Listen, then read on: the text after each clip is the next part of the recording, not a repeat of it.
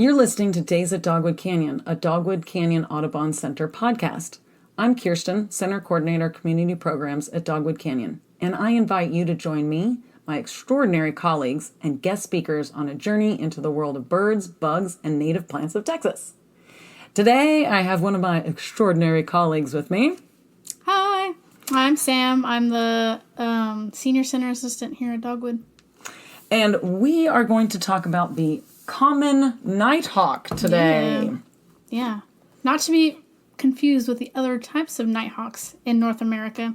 Just the common. I feel bad calling it the common nighthawk. I know. There's nothing common about it at all, really. No. Common typically means that they're often found in a lot of places, right. Which the common nighthawk is found during breeding season, so spring and summer throughout North America. Mm-hmm. So they're common in that way. But they are not common in the fact that they're some of the coolest birds out there. Oh, yeah. No, they are super unique. So the scientific name of this is Cordelus minor, for those of you that are needing that for clarification. And we're definitely going to talk about the family of birds. It's Caprimulgidae is the scientific name. And do you know what that stands for? Like, what does it mean in Latin? It means goat sucker. Oh. Goat sucker. Yeah, I think we're going to need to explain that a little bit. Yes. So one of the things that way back in the day when people didn't understand bird behavior or animal behavior as well as we do now, they actually thought that this animal would suckle at goats. Oh. So, yes, very unusual. I don't know where that came from. But these birds, when they are not flying, they don't have long legs at all. They can't actually walk around on their legs like other types of birds. Yeah. So when they're not flying, they're either perched on flat ground or on like a thicker log. So the only thing I can think of is that maybe this bird who is more active at night, right, was kind of relaxing by some goat herds, right, and or some like fence posts, like a fence post near them, and they have very large mouths. We're going to talk about why they have such big, large mouths, but they kind of the way they sit, their head is kind of like tilted back a little bit, and if they open their mouth, it's enormous. Yeah, and it is a huge mouth. Yes, and if it's sitting underneath a goat, I don't know. Yeah. Maybe somebody thought they were suckling from a goat. Yeah, I don't know why the correlation would be like, oh, they're around here. They must be suckling my goats. Right. I don't know. But that's where they get the name goat sucker. And that goes for the family of the Caprimulgidae. So it includes more than just the common nighthawk. Right. It's all the little birds that look like them. Interesting. So speaking of what they look like, what do they look like? So I've only really ever seen them from a distance, which is probably what everybody else can say. But up close, when you get a good look at them, they're really good at camouflaging. So they're kind of a mixture of like whites and browns and grays and can morph into like, kind of more rusty colors. But like from flight, they are pretty long and narrow, kind of like a boomerang kind of shape. And have white patches, or a singular white patch on either side of their wings. That's like the easiest like identification mark that I have for me, other than, of course, the sound that they make. Yeah. So since this guy, we usually encounter it when they're flying, definitely those white wing stripes. It goes all the way down their primary feathers. That is a great way to identify them. They have been called by other birders, they look like flying cigars. Yeah, they're really long and kind of like, I guess they're kind of oval shaped. Yeah. Yeah, I guess I can get that. They have like super crazy names that they like to give these birds. They do. Yeah. And they often have, like you said, the different modeling on them. If you can actually see them, you're probably never going to ever see them sitting still long enough. But on the bottom, past the chest, it actually is kind of striped, striping, like a black and white striping or a gray and white striping. Right. There is a tiny bit of sexual dimorphism between them. Is there? Yes. It's probably not something, unless you have them in your hand, you'll be able to really notice. The males tend to have a white throat patch, whereas the females have a gray throat patch. Oh, that's not a really huge difference. It's not. And since these guys come out mainly at dusk and dawn, I don't think it's something that your casual birder is going to notice. Yeah, no.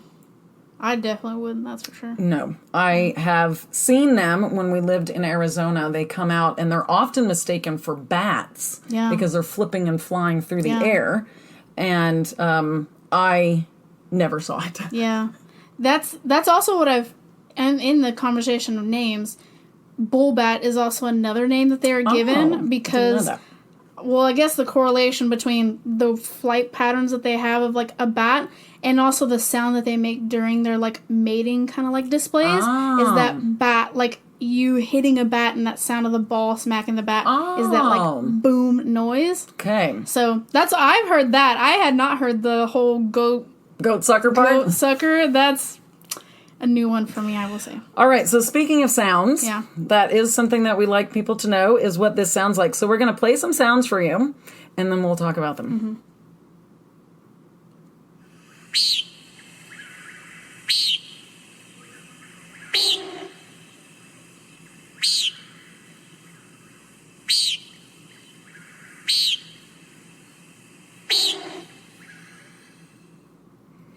Okay, so those are common sounds. It's so hard not to laugh at that. It is hard to laugh at that. These are not your typical songbird sounds. No. But the kind of high-pitched preet or preent is what people usually call it. That is a typical sound that they use probably for communication. And then that thing in the back that sounded a little bit like a toot. Yeah. Like a Sound human a little toot. bit of, like, flatulence going on in there. It was hard not to laugh at that recording. That is a sound that these birds actually make. It wasn't something that the recorder just accidentally picked up.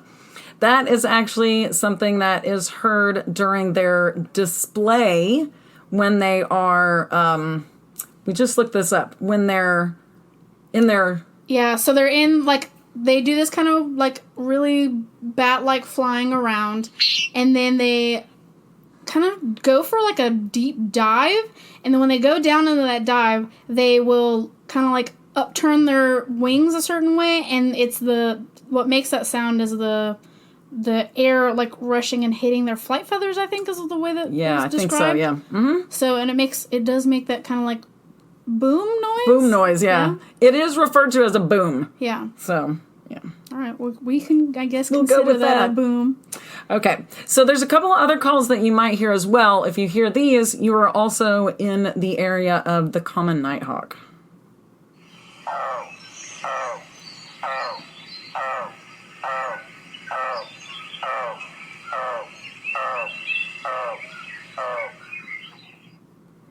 I don't know why they're making that call. Yeah, it's very frog-like. It is very frog-like, yeah. And then this one also, these are alarm calls. If you're near a nest, you might hear this.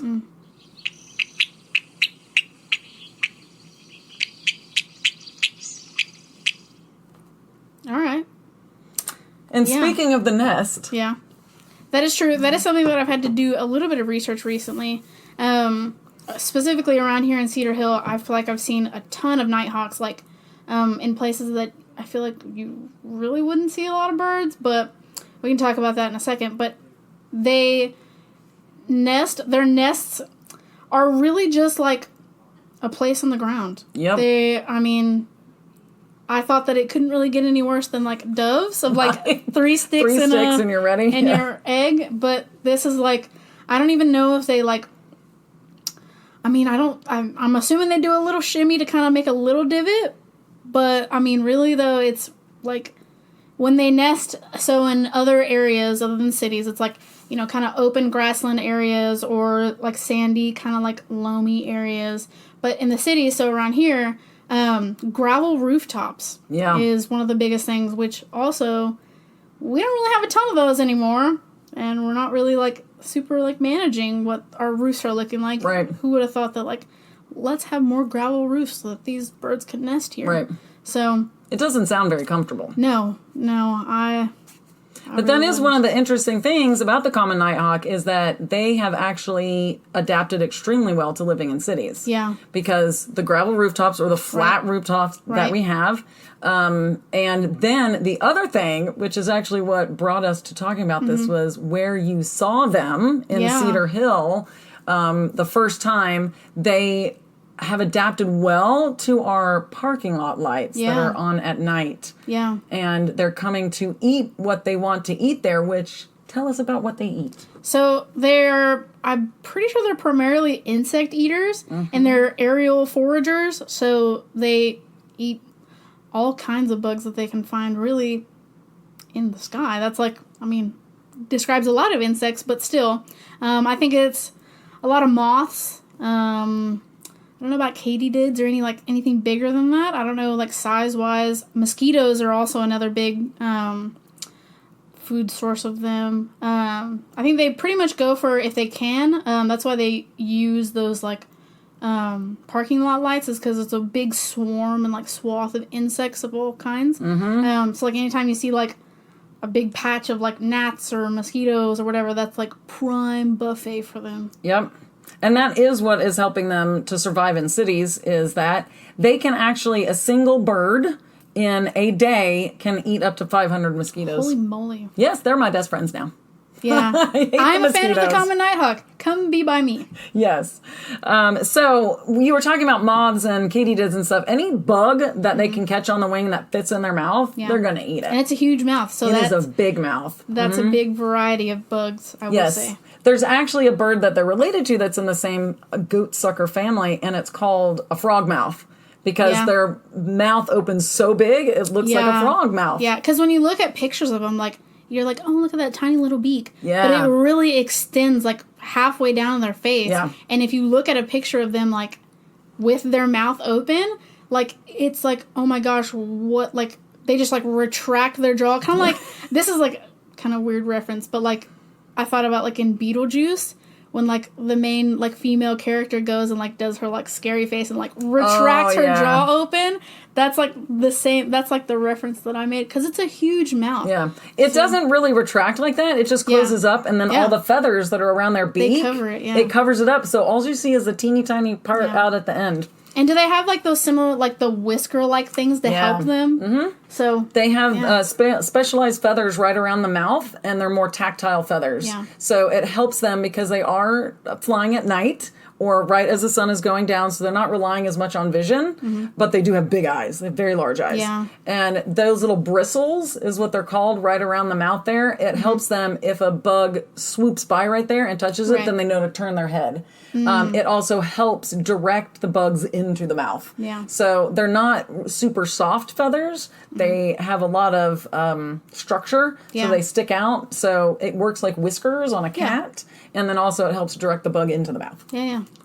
Useful. I know. How convenient. Yes. So one of the things we do like to talk about is these guys are native, like I said, to the United States during spring and summer. They will not be here in the wintertime. They go to Mexico or below. Some of them even fly right across the Gulf of Mexico to Cuba, and they will overwinter there. Yeah, that seems like a really long place to go. That seems like a long travel. It does. But they spend all of their time in the winter in South America because they are after insects. They can't eat anything else. They have to follow their food resources. Yeah. So these guys are so much fun to watch. Now, if you live here in Cedar Hill, tell us, Sam, where we might be able to see them here. See, I had that same question asked to me by a couple of birders a while back of oh, we've been looking for them. Oh my gosh, we've been looking in these specific remote places for this super rare bird for us to find that nobody ever sees. Any parking lot. Any parking lot. Any school parking lot that has those big lights, or if you're in Cedar Hill, familiar with the area, the Crunch Fitness over there by the JCPenney's, in that area, they are all over the place. And I mean, the easiest way to really identify them, because they're dusk and dawn, so they're not solely nighttime in the dark birds. They're not really too vocal or really active at night. Literally just go listen for that super unique call, because it's not really little tweet tweet tweet songbird. No, look for that, listen. The difficult part when you find them, though, is going to be actually seeing them with your binoculars, because they are super fast flyers. So my suggestion is go out dusk or dawn, either or, and try to get as much light as you possibly can to kind of see those. I mean, because they're always going to be pretty high in the sky, not super like low flyers. But yeah, any parking lot, any place that has, you know, those big lights, because they rely a lot on those lights for insects. But do keep in mind, they are still on a steep decline because of the, you know, everything that we're doing to try to control the insect populations. Although you're getting, you know, less mosquitoes, nice. We're affecting these birds still. Yep. So that's still an important thing to think about. Yep. So some things that you can do, of course, is don't use pesticides in your own yard. And if your city is out fogging, you know, talk to the city council and let them know. These birds will actually take care of mosquitoes better than fogging will. And then we're not putting chemicals into our lives. We're not putting chemicals into their lives. Right. If we can support them and their mammalian brothers and sisters, bats, then that actually takes better pest control than any kind of chemical that we can put out there. Right. Yes. So if you'd like to know more about the common nighthawk, check out the National Audubon Society's webpage, and they have this great guide for birds of North America. And you can see some pictures of them. And then if you are anywhere else listening to this besides Cedar Hill, anywhere in the DFW Metroplex, go out to your local Sam's parking lot or your Costco out there in kind of the area where it's empty, and you're highly likely to see these guys in the spring and summer. Yep. If you like this podcast, please rate and review us. Reviews help new listeners find us, which means more people learning about birds, resulting in more impactful bird-friendly actions. And we'd love to hear from you. Please reach out via email and our social media with questions, comments, or bird and native plant sightings. Until next time, keep birding and keep learning.